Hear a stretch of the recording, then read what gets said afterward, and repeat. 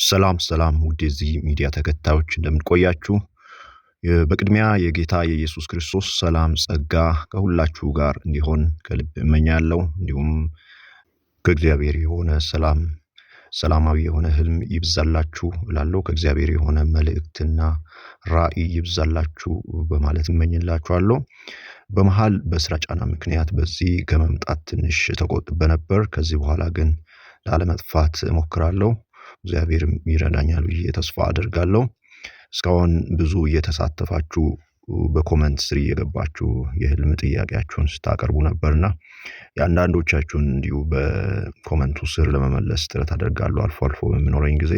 ከዚህ በኋላ የተመረጡ ህልሞችን እንደ አዲስ ደግሞ ያቀረብኩላችሁ እናንተም እንድትጠቀሙ ከጭንቀት እንድትድኑ ከእግዚአብሔር የሚሆኑ ህልሞችን በመረዳት የእግዚአብሔርን ቋንቋ በመረዳት ከእግዚአብሔር ምሪትን እንድትቀበሉ ሊረዳችሁ የሚችሉ ሐሳቦችን አቀርብላችኋለሁ።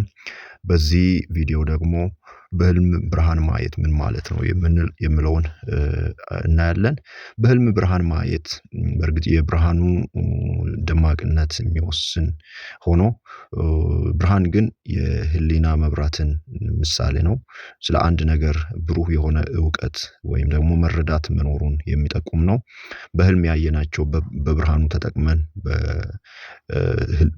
ፀሐዩ ወይም ደግሞ ብርሃኑን በርቶልን ያየናቸው ነገሮች ምን ስለዛ ነገር ምን አይነት ብርሃን እንዳለ በዙሪያችን ምን አይነት መረዳት እንዳለ የሚጠቁም ነው የሚሆነውና በዋናነት ብርሃን ስለ ዕውቀት ስለ መረዳት ግልፀኝነት ስለመኖሩ ስለ አንድ ነገር ይጠቁማል።